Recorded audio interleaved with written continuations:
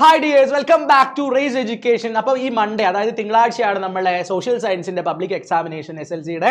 So consumer satisfaction and പ്രൊട്ടക്ഷനിലെ ഉപഭോക്താവ് സംതൃപ്തിയും സംരക്ഷണവും എന്ന് പറയുന്ന ചാപ്റ്ററിലെ ഏറ്റവും പ്രധാനപ്പെട്ട കുറച്ച് ചോദ്യങ്ങൾ നിങ്ങളെ പരിചയപ്പെടുത്താനായിട്ടാണ് ഞാനിപ്പോൾ ഈ ഒരു വീഡിയോ ചെയ്യുന്നത്.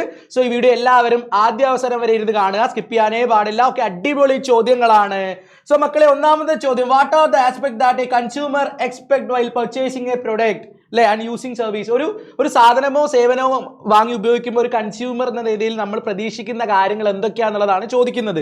ഒന്നാമത്തേത് ക്വാളിറ്റി അല്ലെ, അതായത് ഗുണമേന്മ. രണ്ടാമത്തെ എന്താ, റിലയബിലിറ്റി ഉണ്ട്. മൂന്നാമത്തെ എന്താ, ആഫ്റ്റർ സെയിൽ സർവീസ്, അതായത് വിൽപ്പനാനന്തര സേവനം എന്ന് പറയും. പിന്നെ ഫെയർ പ്രൈസ് അല്ലെ, മാന്യമായ വിലയ്ക്ക് സാധനം കിട്ടുക. ഗുഡ് ആറ്റിറ്റ്യൂഡ് അല്ലെ, നല്ല കസ്റ്റമേഴ്സിന്റെ അടുത്ത് നല്ല പെരുമാറ്റം അല്ലെ, ന്യായവില, നല്ല പെരുമാറ്റം അല്ലെ. നമ്മളൊരു കടയിൽ പോയിട്ട് നമ്മളോട് മോശമായിട്ട് അവർ ബിഹേവ് ചെയ്ത് കഴിഞ്ഞാൽ പിന്നെ നമ്മൾ ആ കടയിൽ പോകാൻ നമുക്കൊരു ബുദ്ധിമുട്ടുണ്ടാവില്ലേ. അപ്പം നല്ല ആറ്റിറ്റ്യൂഡ് അല്ലെ, കൺസ്യൂമേഴ്സ് അല്ലെങ്കിൽ കസ്റ്റമേഴ്സിന്റെ അടുത്ത് നന്നായിട്ട് പെരുമാറുക എന്നുള്ളത് സെല്ലേഴ്സിന്റെ ഒരു ഡ്യൂട്ടിയാണ് അല്ലെ. ആ കാര്യമൊക്കെ ഒന്ന് ഇതിൽ നമ്മൾ പറയണം.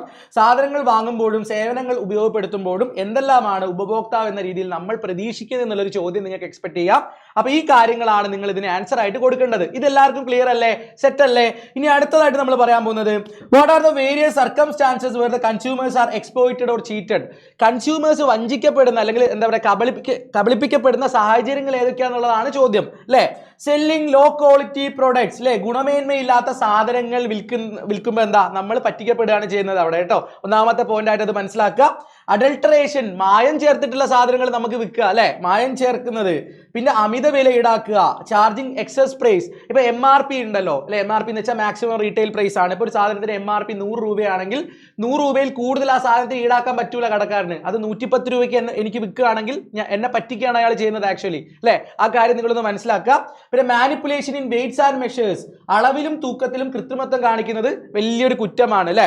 പിന്നെ സേവനങ്ങൾ ലഭ്യമാക്കുന്നതിൽ കാലതാമസം നേരിടുക, ഇതൊക്കെ നമ്മൾ പറ്റിക്കപ്പെടുന്ന സാഹചര്യങ്ങളായിട്ട് നിങ്ങൾ പഠിക്കുക. ഓക്കെ, ഈ 5 പോയിന്റും സെറ്റായിട്ട് നിങ്ങൾ പഠിച്ചു വെക്കുക. അടുത്തതായിട്ട് നിങ്ങൾ നോക്കേണ്ടത് consumer protection act of 1986 1986 consumer protection act എന്താണെന്നുള്ള കാര്യം ക്ലിയർ ആയിട്ട് നിങ്ങൾ പഠിച്ചിട്ട് പോകണം. ഈ ആക്ടിന്റെ ഫലമായിട്ടാണ് ഇവിടെ കൺസ്യൂമർ കോടതികൾ അല്ലെ, ഉപഭോക്തൃ കോടതികൾ അല്ലെങ്കിൽ കൺസ്യൂമർ കോർട്ടൊക്കെ ഉണ്ടായിട്ടുള്ളത്. അതായത് എവിടെയാ, ജില്ലാ തലത്തിലുണ്ട്, ഡിസ്ട്രിക്ട് ലെവലുണ്ട്, സ്റ്റേറ്റ് ലെവൽ അല്ലെ, സംസ്ഥാന തലമുണ്ട്, പിന്നെ നാഷണൽ ലെവൽ ദേശീയ തലത്തിലുണ്ട്. 3 തലങ്ങളിലായിട്ട് കൺസ്യൂമർ കോടതികളൊക്കെ വന്നത് ഈ കൺസ്യൂമർ പ്രൊട്ടക്ഷൻ ആക്ട് ഓഫ് 1986 ഫലമായിട്ടാണെന്നുള്ള കാര്യം നിങ്ങൾ എന്തായാലും ഒന്ന് നോട്ട് ചെയ്ത് വെക്കുക അല്ലെ. The consumer protection act of 1986 has clearly defined consumer rights and established special judicial systems ആണ്. ഉപഭോക്താവിന്റെ അവകാശങ്ങൾ എന്തൊക്കെയാണെന്ന് കറക്റ്റ് മെൻഷൻ ചെയ്യുന്ന ഒരു ആക്ട് ആണ് 1986 ഉപഭോക്തൃ സംരക്ഷണ നിയമം എന്നുള്ള കാര്യം നിങ്ങൾ ക്ലിയർ ആയിട്ട് പഠിച്ചു വെക്കുക. Consumer courts were established as a result of this law ആണ്. What are the rights of consumers provided by the Consumer Protection Act of 1986 എന്ന് പറഞ്ഞു കഴിഞ്ഞാൽ the right to be protected against the marketing of goods and service which are hazardous to life and property ഉണ്ട്. The right to be informed about the quality related aspect. ഇതിന്റെ ഫലമായിട്ടാണ് നമുക്കൊരു സാധനത്തിന്റെ പുറകിൽ അല്ലെ, കവറിന്റെ പുറകിൽ അത് എവിടുന്നാണ് ഉണ്ടാക്കിയിട്ടുള്ളത്, അതിന്റെ മാനുഫാക്ചറിങ് ഡേറ്റ് എന്നാണ്, എക്സ്പയറി ഡേറ്റ് എപ്പോഴാണ്, എന്തൊക്കെയാണ് അതിൽ ഉപയോഗിച്ചിട്ടുള്ളത് അല്ലെ, ആരാണ് ഇത് വിൽക്കുന്നത് എന്നുള്ള കാര്യങ്ങളൊക്കെ ഒരു സാധനത്തിന്റെ പുറകിൽ ഉണ്ടാവും. അതൊക്കെ ഈ ഒരു 1986 നിയമത്തിന്റെ ഭാഗമായിട്ടാണ് വന്നിട്ടുള്ളത് എന്നുള്ള കാര്യം മനസ്സിലാക്കുക. The right to have access to good service and എന്താ പറയാ, goods and service at fair price അല്ലെ, ആ കാര്യങ്ങളൊക്കെ ഒന്ന് മനസ്സിലാക്കുക. The right to be heard and seek redressal അല്ലെ in appropriate forms and എന്താ, the right to consumer education അല്ലെ, ഉപഭോക്തൃ വിദ്യാഭ്യാസത്തിനുള്ള അവകാശം. അതൊക്കെ 1986 ഈ നിയമത്തിന്റെ ഫലമായിട്ടുണ്ടായിട്ടുള്ള എന്നുള്ള കാര്യം ഒന്ന് മനസ്സിലാക്കി വെക്കണേ നിങ്ങൾ എല്ലാവരും. ഓക്കെ, സോ ഈ കാര്യമാണ് നമ്മൾ പറഞ്ഞിട്ടുള്ളത്. ഇതെല്ലാവരും ഒന്ന് നോക്കി വെക്കണം. ഉപഭോക്തൃ വിദ്യാഭ്യാസം ലഭിക്കാനുള്ള അവകാശമൊക്കെ വളരെ നല്ലൊരു പോയിന്റ് ആണ്. ഓക്കെ, അപ്പൊ ഈ ചോദ്യത്തിന്റെ ഉത്തരമാണ് നമ്മളിപ്പോൾ പറഞ്ഞിട്ടുള്ളത്. ഇത് ക്ലിയർ ആയിട്ട് മനസ്സിലാക്കി വെക്കുക. അടുത്തത് എന്താ, 3 തലങ്ങളിൽ കൺസ്യൂമർ കോടതികളുള്ള കാര്യം നിങ്ങൾ ജസ്റ്റ് ഒന്ന് നോട്ട് ചെയ്ത് വെക്കണം ഇപ്പോൾ കേട്ടോ. ഇത് കൂടുതലായിട്ട് നമ്മൾ ലൈവ് ക്ലാസ്സുകളിൽ നമ്മുടെ മാരത്തോൺ സെഷനുകളിൽ പറയും. ജില്ലാ തലത്തിൽ കൺസ്യൂമർ കോടതി ഉണ്ട്. 20 ലക്ഷം രൂപ വരെയുള്ള കേസുകളാണ് ഇവർ പരിഗണിക്കുന്നത്. പിന്നെ എന്താ, സ്റ്റേറ്റ് ലെവലുണ്ട്. 20 ലക്ഷം മുതൽ 1 കോടി രൂപ വരെയുള്ള കോമ്പൻസേഷൻ അങ്ങനത്തെ ക്ലെയിംസ് ഉള്ള കേസുകളാണ് ഇവർ നോക്കുക. പിന്നെ 1 കോടിക്ക് മുകളിലുള്ള കേസുകളാണെങ്കിൽ ദേശീയ തലത്തിലുള്ള national consumer dispute redressal commission ആണ് അതൊക്കെ എന്താ പറയാ നോക്കുന്നത് എന്നുള്ള കാര്യം ഒന്ന് മനസ്സിലാക്കി വെക്കുക. 3 തലങ്ങളിൽ കൺസ്യൂമർ കോടതികൾ ഉണ്ടെന്നുള്ള കാര്യം എന്തായാലും ഒന്ന് പഠിച്ചു വെക്കണം കേട്ടോ, ക്ലിയർ ആയിട്ട് പഠിച്ചു വെക്കുക. ഓക്കെ, പിന്നെ കൺസ്യൂമർ കോടതികളും മറ്റു കോടതികളും തമ്മിലുള്ള വ്യത്യാസം എന്താണെന്നുള്ള കാര്യം ഒന്ന് നോക്കി വെക്കുന്നത് നല്ലതായിരിക്കും അല്ലെ. ഫീച്ചേഴ്സ് ഓഫ് കൺസ്യൂമർ കോഡ്സ് എന്ന് വെച്ച് കഴിഞ്ഞാൽ എന്താ, സിമ്പിൾ പ്രൊസീജിയർ ആണ്. മറ്റു കോടതികളെ കമ്പയർ ചെയ്യുമ്പോൾ കൺസ്യൂമർ കോടതികളുടെ പ്രൊസീജിയർ എന്ന് പറയുന്നത് വളരെ സിമ്പിൾ ആണ്. പിന്നെന്താ, ഫാസ്റ്റ് അഷ്യൂറൻസ് ഓഫ് ജസ്റ്റിസ് അല്ലെ, അതിവേഗം നീതി നടപ്പിലാക്കുന്നുണ്ട് കൺസ്യൂമർ കോടതികൾ. പിന്നെ ലെസ് കോർട്ട് എക്സ്പെൻസ്, അതായത് ലിറ്റിഗേഷൻ കോസ്റ്റ്, അതായത് വ്യവഹാര ചെലവ് വളരെ കുറവാണെന്നുള്ള കാര്യം അല്ലെ, ഒരു കേസ് നടത്താൻ നമുക്ക് ചെലവാകുന്ന പണം വളരെ കുറവാണെന്നുള്ള കാര്യം ഒന്ന് മനസ്സിലാക്കി വെക്കുക.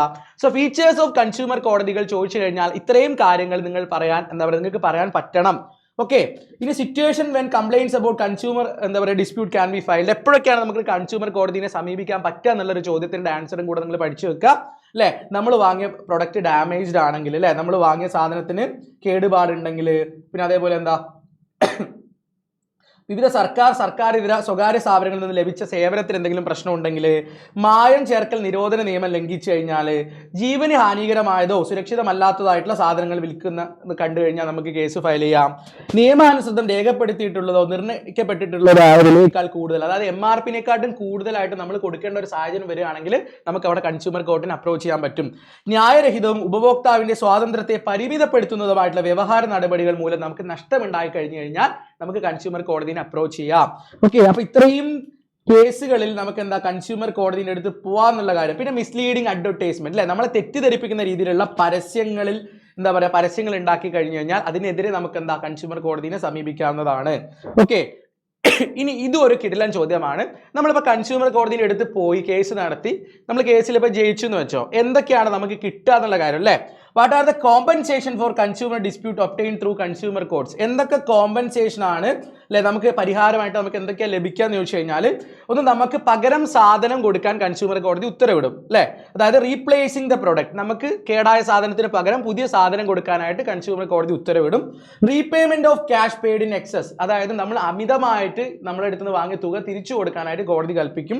പിന്നെ മോണിറ്ററി കോമ്പൻസേഷൻ, നമുക്ക് ഉണ്ടായിട്ടുള്ള നഷ്ടം നികത്താനായിട്ട് മോണിറ്ററി കോമ്പൻസേഷൻ, അതായത് ഒരു തുക കൊടുക്കാനായിട്ട് അതിന്റെ ഓണറോട് പറയും. സേവനത്തിലെ കോട്ടങ്ങൾ പരിഹരിക്കാനുള്ള നിർദ്ദേശം കൊടുക്കും. ദോഷകരമായിട്ടുള്ള വ്യവഹാര നടപടികൾ നിർത്തലാക്കാനായിട്ട് ഉത്തരവിടും.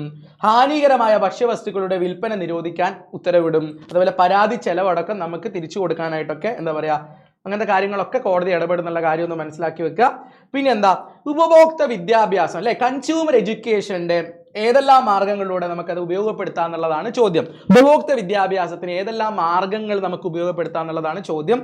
ഒന്ന്, ബോധവൽക്കരണ പരിപാടികൾ നടപ്പിലാക്കുക, പാഠ്യപദ്ധതിയിൽ ഇങ്ങനത്തെ കാര്യങ്ങളൊക്കെ ഉൾപ്പെടുത്തുക.